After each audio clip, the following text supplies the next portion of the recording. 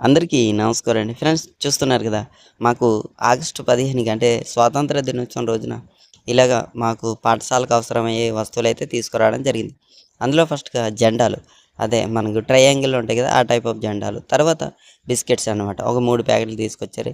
తర్వాత చాక్లెట్స్ అనమాట.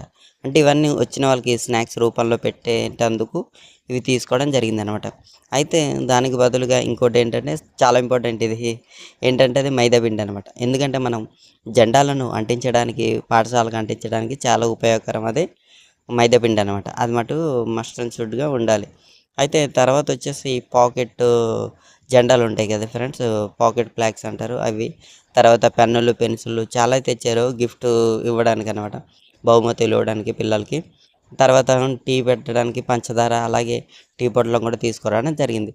ఏదేమైనా ఈ సంవత్సరం చాలా జరిగిందనే చెప్పుకోవాలనమాట. జై హింద్.